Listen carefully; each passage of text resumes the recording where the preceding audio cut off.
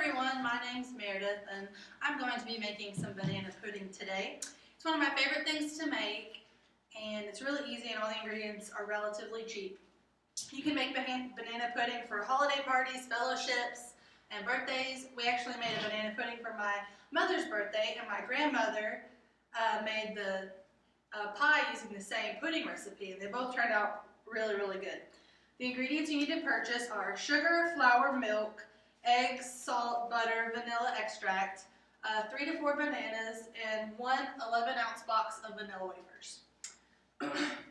They're all things you can get from Walmart or any other local grocery store. So as you can see, I went ahead and made the pudding mix. It's a homemade recipe.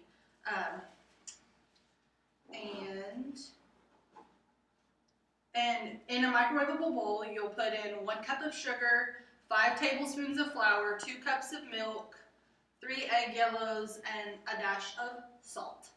And then you're going to mix it up really well. You can use a whisk or you can use a beater. My grandmother's really old school and she used a whisk. So I guess you could say she whisked it all. Anyway,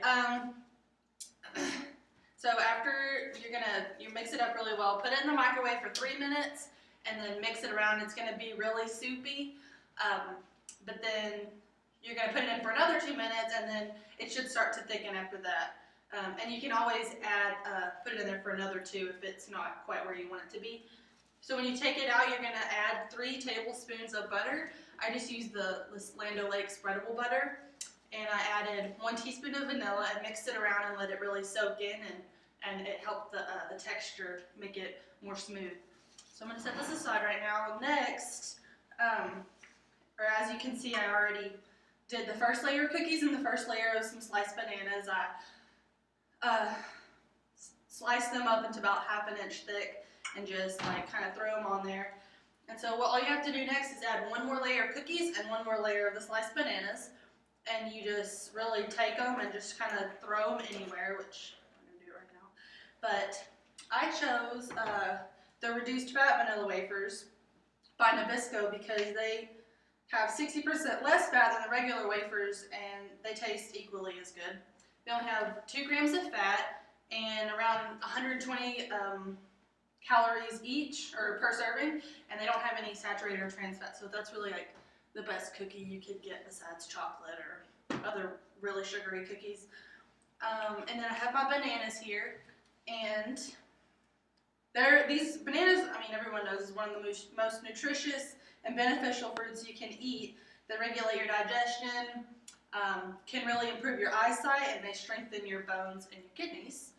And actually, in the past few years, the National Food and Drug Administration allowed the distributors of the Chiquita bananas to publish that eating a banana daily can significantly reduce elevated blood pressure and reduce your risk of a stroke. They're accessible and they're really cheap and they're really good, so that's why you should buy them. So once we add that second layer of the cookies and bananas, we're going to add the pudding, and all you have to do is kind of stir it around, make sure all the butter's melted and all the vanilla's all soaked in. And all you really do is just pour it over, not specifically in one spot, but kind of everywhere. And just use a spoon and kind of smooth it out. And after that, you just wait about 5 to 10 minutes and let it sink into everything. And then it's ready to eat.